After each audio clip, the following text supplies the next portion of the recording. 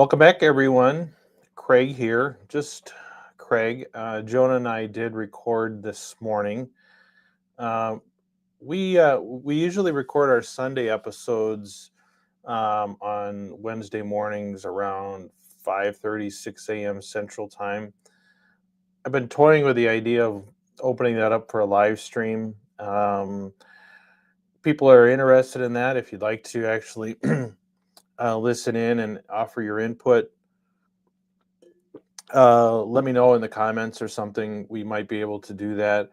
Um, the only problem sometimes it does disrupt the rhythm a little bit. Jonah and I kind of have a thing we work together pretty good, but I'm open to the idea of making that live stream available. I wish we could record around this time of day where we could like just do live streams all the time. But for us, for our schedules, it only really works to get up at the butt crack um, of dawn and do our recording then. So we were up this morning. We had a good, I think it'll good conversation. I think you'll enjoy that. That'll come out this Sunday. I'm going to start doing the live streams most weeks on Wednesdays at around 10 after 5, which is around the time we used to release. We used to do 2 episodes a week, one on Wednesdays, one on Sundays. We went to just 1 episode a week, in part because we have been doing some live streaming, and in part it just became unmanageable for Joan and I to actually find the time to record. It's really tough to do 2 episodes in the mornings. Just we got to get kids to school and stuff like that. And I don't know. I'm not sure anyone really wants to listen to us ramble on twice a week. But if you guys really want to hear us twice a week, let us know. But what I'm planning to do as a bit of a compromise is to, because I do like the live streams. I like engaging with you guys and hearing from you and bantering. We'll probably do a live stream most Wednesdays like this. Kind of just open it up. Sometimes I'll have an article or something that I'd like to talk about. I have a couple things I was going to talk about today, but I kind of want to really kind of open it up, make it more informal. I have about 30 minutes or so, and then I got to get home. Um, but feel free to like anything that's on your mind. Ask me anything at all. Um, for those that are interested in more of the, I don't know, the real edgy stuff, I've kind of phased that over to the other channel. And like yesterday, I live streamed discussing a Christopher West video who was reacting to someone else, and so that was a lot of fun. I'm gonna probably be doing more of that just because I just can speak a little more freely. I'm not on camera on that channel, and so I like being able to make that much more of an open conversation place, and then this channel hopefully to be a little tamer, a little more accessible to a variety, people of different different perspectives on things. So that's kind of been kind of by design over the last few weeks and months. So anyway, yeah, so we'll typically be live streaming to Twitter and YouTube. You can chat in either place. If you want to I think it's probably best if people go over to YouTube if you can, just because then you can see each other's comments. I can put some of the comments on the board here, but if it's a comment from Twitter and then a comment from YouTube, you may not. You only see them if I actually put them on the screen. I don't put them on because usually there's too many of them. But anyway, with that in mind, feel free to throw in a comment at any point if you guys have something you want to talk about. I could also, if anyone wants to get on camera and talk, I can throw a link probably to the Discord. I'm sorry, not to the Discord, to the StreamYard link. If anyone wants to actually get on and talk, you can even have your camera off if you want. But so today's topic is a little different than what we normally do, but it's something that has come up a lot in the Discord community, and I don't know if this is related or not, but it seems that a lot of people that struggle with some of these moral issues that we talk about on this show a lot, um, at some point in time, develop some very real struggles in just their belief and faith in general. Sometimes God can be very mysterious, and actually, I think to the extent that people become really scrupulous about this stuff, and almost despairing, if you're really dealing with a habitual state of sin, or things like that, it can be really it can be really difficult to keep going and maintain hope. I've dealt with that in the past. I recall being very unhopeful about some of this stuff, which is quite honestly one of the reasons why I convinced Jonah to do this podcast. Is I felt just kind of felt kind of hopeless about the whole thing. Like, the system seems destined to make us fail, destined to send us to hell.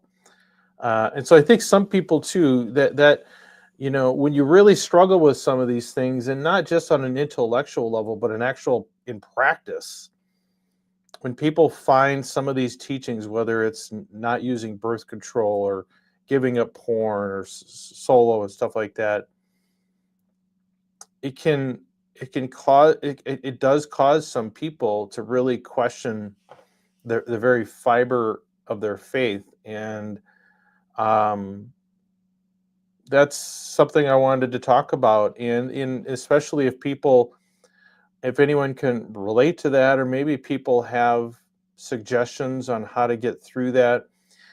I know that, like, Mother Teresa, for example, I believe this is correct. People can correct me if I'm wrong, but Mother Teresa um, went through like decades, decades of more or less the dark night of the soul, where she just had no experience of God whatsoever.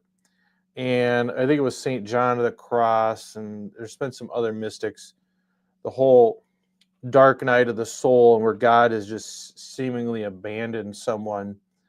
Um, I mean, that maybe isn't all that uncommon. And I think for people that go through that, it can be a real struggle, because I know people are well meaning, but here's something that I see a lot. People will say, well, that's proof that God loves you. Look at what he did to Mother Teresa. If he treated Mother Teresa that way, so to speak, why would you be any different? And so take consolation in the fact that you're in desolation, that proof that God loves you. Well, I think if we're being fair and honest, that's easy for us to say if we're not in that situation, we're not in that desolation. I'm I'm I'm grateful that I think, at least from my perspective, I don't think I've ever really gotten to that point. But I've certainly dealt with periods where it was really hard to keep your faith and not just totally give in to skepticism. Um, I know one of the things that I personally struggle with a lot is just what I call the great hiddenness of God. I don't know that I don't think I came up with that term, but I've seen that term. But is the great hiddenness of God. And what I mean by that is, you know, if God is who and what we believe God to be, the kind of the all powerful, perfect, all loving, all everything, and yet most of us never have any actual tangible experience of God, why does God not seem to show up? Why doesn't he check in from time to time, remind us that he's there, that he's real? And and of course, there are the little miracles in life. There's the coincidences in life that people will say that's proof that God is there, and maybe it is maybe it isn't. Again, I think it's much easier to make those connections when we're not actually going through that doubt or period of darkness ourselves. I think it's easy to see the connections when you're in that period of consolation or you're not really wrestling with your faith. But, you know, I personally struggle with why God doesn't reveal himself a little more directly to us. A little bit would help, like every so often. It's sort of like, what if you fell in love with someone that you began exchanging letters with, and you decided this is the one, we're gonna get married, and you spend your whole life waiting for them, and occasionally they send you a letter, but you've never actually met this person, and then you start to wonder, are the letters actually from them? Where are they coming from? Why would this person I love so much and says I need to love them not come visit me like that, or tell me where I can come visit them? That is sort of the analogy that I have when I refer to the great hiddenness of God that I personally struggle with. I struggle to understand why it is that way and why it has to be that way. And maybe there's a good explanation for it, but as just an average dude that thinks about this stuff, I'm sort of at a loss for um, explanation for that, right? And and I was thinking too as I was thinking about this, a lot of Catholics, if you see any kind of polls, a lot of Catholics say they don't believe in the real presence of the Eucharist.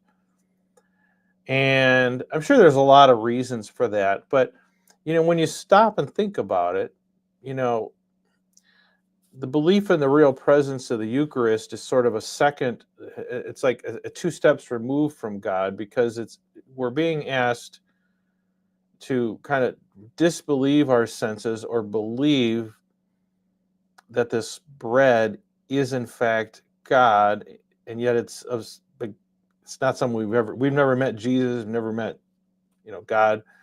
So you're asked to kind of give this assent to something that you can't really verify yourself, that it is someone else that you can't really verify yourself. And so I can see how people might struggle with the real presence. And I don't think it's just an intellectual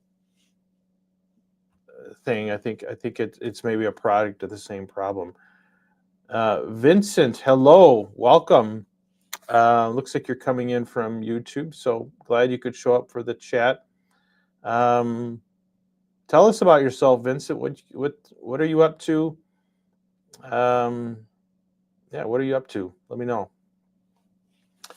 So that in the reason I brought it up is because I know a lot of people in our Discord community have been talking about this and really wrestling with some deep, genuine, sincere struggles with their faith, either from the top down, like they're really intensely struggling to believe that God is real in the first place, or what I'd say is a little more common is people struggling to accept the fact that the Catholic Church is in fact the true faith. And I think maybe for a lot of people that's where they find themselves in that battleground, especially if they find themselves really struggling or either unable or unwilling, whatever, however you wanted to say it, to give full assent to some of these teachings that we talk about so much on this show. And that, I think for a lot of people, if you took some of these really, really tough sexual morality matters off the table, and at least, or just made them more of a morally neutral or a morally nuanced issue, as opposed to a black and white, intrinsically evil, never can be done, mortal sin, all that. Um, For a lot of people, that is a huge obstacle to their faith, an obstacle to them fully embracing their Catholic faith and all the other wonderful, beautiful things that it has to offer, whether it's liturgy, um, prayers for the dead, the afterlife, acts of charity and works of mercy, caring for the poor, the sick, visiting the imprisoned, tithing, all that kind of stuff. I know from my own personal experience, trying to navigate as best I can these moral issues in our life takes up such a substantial portion of my spiritual and mental bandwidth that I find myself either unable or unwilling to give any. There just isn't enough to go around, especially if you have a large family like I do. um when you're just constantly just trying to do battle with this part of your life, it can feel like I don't have anything left to try and become a more charitable person or a more forgiving or merciful person, or helping those in need, doing those great acts of charity, or praying holy hours, things like that. um Hi, ordinary Catholic, great to see you. um are you a cradle Catholic? I think you are. I don't remember. But she says, I'm here, never doubted God, yet I never experienced any tingling. It's all seeing others doing good for others. The Eucharist is a large leap of faith, and I take it. Yeah. Um, I I will say for me, and this is maybe just how I handle it. Um, I I s- in the midst of my own personal struggles, the Eucharist has been one of those things that's always kind of been my where I come back to. There's something powerful about it. Maybe because it is a tangible thing. It involves our senses. I still like to, if the church allows, if it's permits, I like to receive kneeling and on the tongue. There's something about that disposition that kind of reorients you in a kind of a real tangible way that I find helpful. I um, the Eucharist is something that there's something powerful and special about it that I've never really struggled too much to accept that. And even well, I would say I'm a little more skeptical later in life about my belief in God. Maybe not so much in God in general, but maybe the way that Catholicism portrays God. I do have my own personal struggles with some of that. You know, but I also don't spend a lot of time thinking about it, and that's one of the things I said in our Discord community is I don't spend a lot of time thinking about God. As weird as it sounds, like I try to pray, I try to do all this stuff, but I don't spend a lot of time just kind of self reflecting on God's existence and all that kind of stuff. I don't. I think it's helped me because I don't get into that rabbit hole, I guess. Um, yeah, me too. Ordinary Catholic. We um, John Paul II. I found him to be instrumental in our faith, in my faith. Same thing. We were baptized, nominally raised, and then my family, my parents and my siblings all kind of went through a conversion, primarily through Marian devotions. And then John Paul II was kind of at his height. I went to one of the World Youth Days, one out in Denver. I think that's where it was. And Yeah, I that was sort of what really got kind of propelled me, I guess, in my faith, and to really I kind of found a sweet spot, where I was, in my late teens, and I began to take the faith seriously. It wasn't just my mom and dad telling me I have to do this. Like I embraced it full on, hook, line, and sinker. Was in the seminary, all that kind of stuff. And now I'm, just it's a different experience now. But I will say, fortunately for me, I've had a few of those tingling moments, those experiences that to this day, and the one I'm thinking about happened during Eucharistic adoration.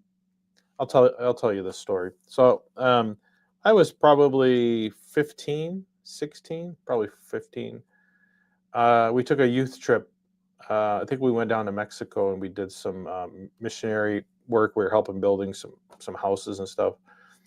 And on the way back, I believe we stopped at a perpetual adoration shrine somewhere. And while I was there with I must have been a dozen, half dozen of us teenagers there.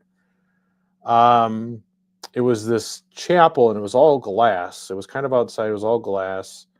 And then right in the center was this, I don't know if it was a monstrance, there was this thing that had the real presence. And I remember sitting in there, and all of a sudden I was overwhelmed by the smell of roses, which I don't know, I was always told that's a sign of Mary. And the teenage girl sitting right next to me, we kind of looked at each other and like, you smell that? And she's like, yeah, do you? And it was like the most powerful, overwhelming sense of smell that I've ever had. And after we were done, like it was a small chapel. We were kind of shoulder to shoulder with other people, and no one else smelled it. We were the only two in that room that smelled it. And that's probably been one of the most mystifying experiences that I've had, that I come back to, even to this day. I come back to that experience because it was too real, um not to be real, like if that makes sense.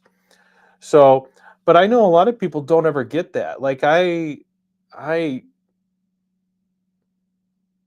can't imagine what it's like not to have some of those experiences, or those, or just even some really beautiful liturgies. I'm not a Latin mass guy anymore, but for a while we did. And there is something absolutely powerful and tangible about a really good liturgy, really reverential liturgy. Everyone, recognizes why they're there, is focused on the right things.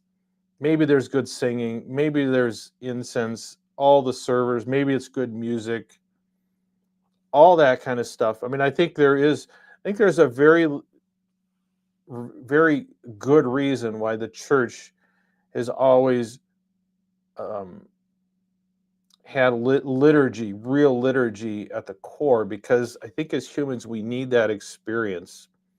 We need that, our senses to be affected. I think that's which is which I think is why a lot of people are for sure going back to, or going to, the traditional Latin mass, or much more, let's say reverent churches and parishes. And I think as a whole, my sense is that the church is kind of going in that direction.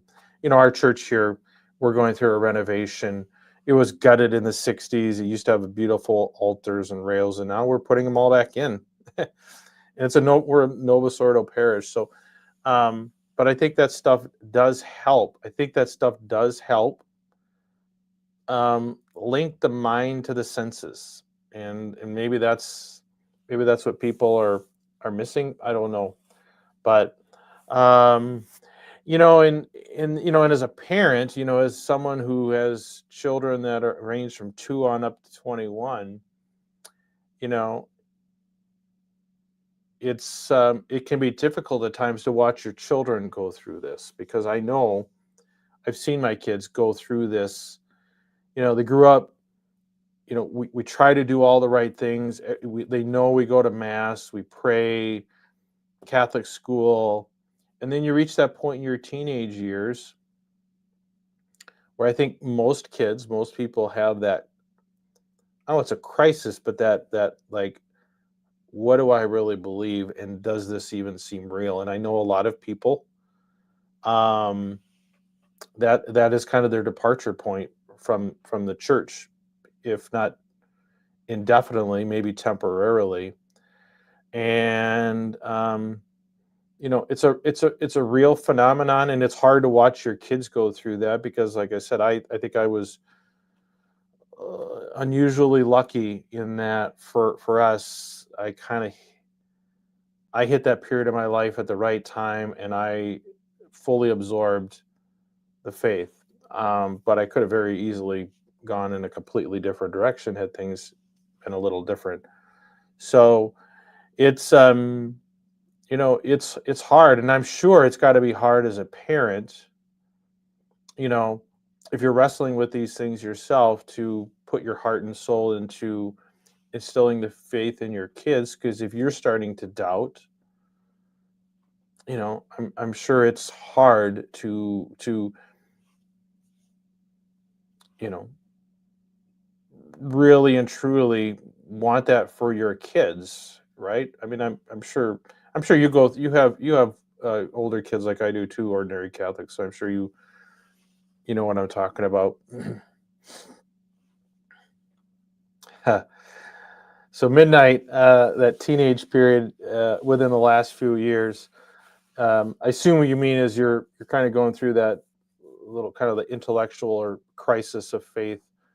Um, and I wouldn't say I'm in a crisis of faith, but I could certainly relate to that. Like the stuff that we talk about has certainly, given me some angst about stuff that I never really had for ever since we sort of reverted as a when I was a young teenager. But I wonder, does everyone eventually go through that? Are you going through what Mother Teresa went through? I don't know.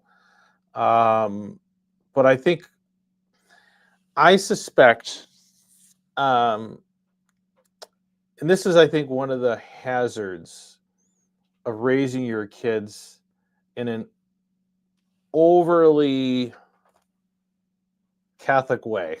Okay. Because I know their temptation is there. I'm going to protect my kids from that crisis. So they're going to learn, they're going to know every single day that their Catholic faith is the absolute most important thing, all this and that. And you're going to protect them from all that. I don't know that you ever totally protect it. And if they don't go through it as a teenager or young adults, I think there's a really good chance that a lot of people go through that later in life. And a lot of I don't know. I don't know if it's better to go through that as a teenager or to go through that at my age in life, because I don't know.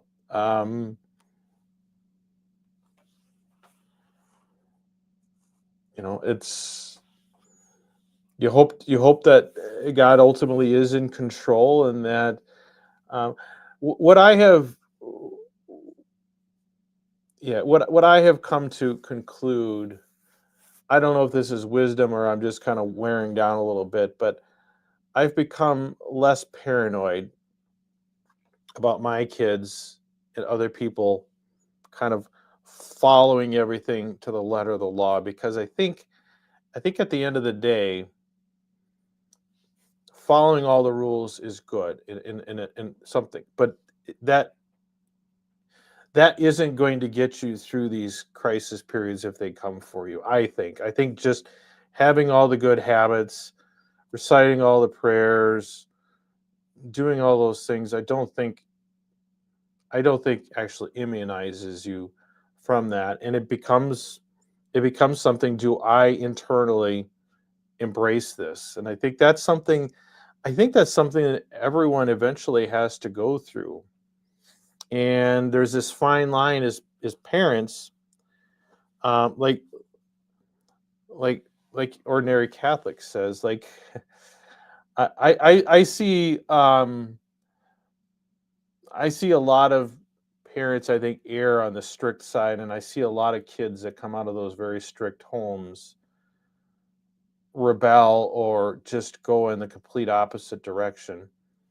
Um, and I know it's really heartbreaking for the parents because you're like, I did everything right. Like, what did I do wrong? You probably didn't do anything wrong, or maybe you just pushed it on them just a little too hard. I don't know. It does at some point in time. It has to be something we choose for ourselves. We want to pass it on to our kids, and you want to have them develop the habits. But like ordinary Catholic says, the free will is a real thing, and a faith that is chosen, I think, is much more powerful and much more long lived than one that is just kind of given to you and or forced onto you, however you want to look at it, right? That's great.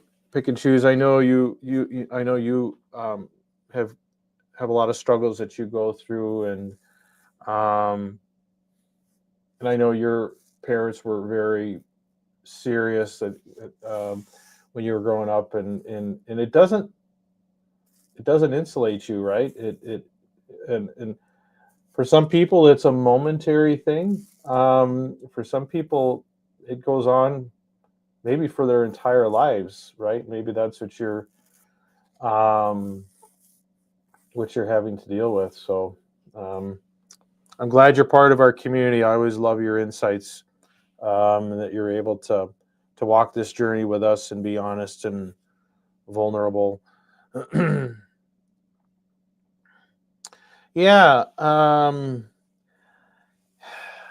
deconstruction is sort of the easy part, right? Um, I think it's on. I think it's pretty easy to kind of like pick apart and break down things that don't make sense. But then what do you replace it with, and can you recover it? Um, I'm a recovering traditionalist, so I kind of deconstructed to some extent. I realized that wasn't for me. I was getting into sedevacantist territory, and then I was like, "This I can't go down that route." And then I pulled back, and I feel like I'm comfortable with my trajectory. Um, but if you go full deconstruction, I don't know. I'll talk to Brad. I don't know if I've tried connecting with him or not. Um, but I'd love to talk to him about that. Um, but yeah,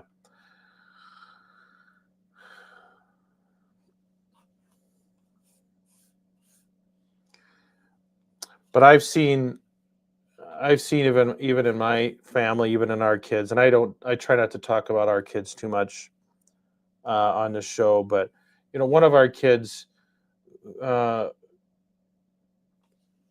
you know, we kind of raised her the same way all of our other kids, Catholic school, and then some really bad things happened to her spiritually at pivotal points young, like I don't know how old she was, after first confession and first communion or whatever, but not confirmation. And that really rocked her.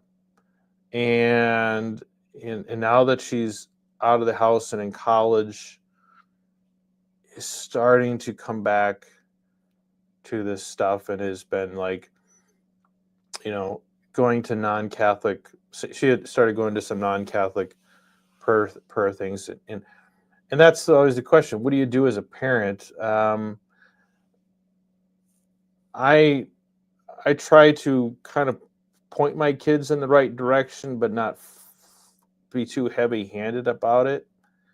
And I think she just needed some time and space to be okay and not have mom and dad, rushing in for an intervention. I think that would have probably pushed her away, maybe indefinitely. And then so you like like ordinary Catholic says, you have to, you know, at the end of the day, you know, you have to kind of leave it up to the kids. Hope that they trust your judgment, and maybe if it's not as a teenager, maybe it is later in life. Um, this is the part of the this part of parenting is the I would say the part I was most unprepared for, and I don't know the answer because I don't know that there is an answer. I don't know that there is a way.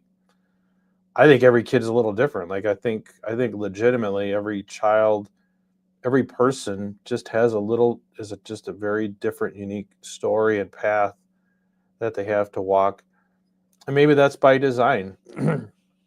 Maybe it is. I don't know, but it's hard not to feel frustrated at times when you see people or you yourself are really struggling and God just doesn't seem to be making any kind of an effort to catch you or find you or bring you back, and that's a lonely place to be. It's really hard to sustain that, I think, for an entire life, wanting to believe, wanting to love someone that doesn't it's not clear that they want to love or know you either. And so um that's where I think it's really, really good for us to just um be um patient and merciful with other people in the midst of their struggles, because you just don't know where people are at. Um, you just don't know where people are at. And just a small act of kindness and support and space and prayer might be the best thing that you can do for them. Might be much more pivotal for them than, like I said, kind of giving them the full court press and threatening them of what's going to happen to them if they don't repent. I think that whole attitude of, well, what'll happen to you, um, you know, that's I just don't know how I don't know how much that's helping anyone other than ourselves feel self-righteous about ourselves. Yes, Jonah 2.0. You're getting to me. I've been neglecting the fields, so we're doing the live streams. So I'll show up if you show up every week. Um, get your wife to agree to an interview. I would like that. But appreciate you showing up, participating in the comments in the Discord. You're almost always there. I got to give you credit. You're always there to hang out in the comments and chats and offer general little different perspective than most of our community. So good to see you. All right, I got about 2 minutes. 2 minutes, and then I got to go home and have dinner with my wife, and then she has to go off for the night. And so, wish me luck, because then it's me with all the hooligans at home until she gets home. Hopefully, I can get him to bed. So, yeah, we love you, Jonah 2.0. Yeah, I don't know what to that is definitely something that I struggle with, like these truths as they're communicated to us, and especially those that are not really scriptural based. Um, you know, it does seem sometimes like God, if these things were really that important and they could be cleared up in a few sentences in the Bible, it's hard not to ask why it is that way. Why just leave all this enormous confusion that a couple of dodos in the year 2024 are podcasting about this stuff? I don't know. Um, Hopefully, there's an answer to it, and hopefully, um, God will have mercy on us as we struggle through the mud. Oh, anything else? Parting thoughts. I really appreciate you guys showing up in the comments. I really do enjoy doing the live streams and interacting with you guys.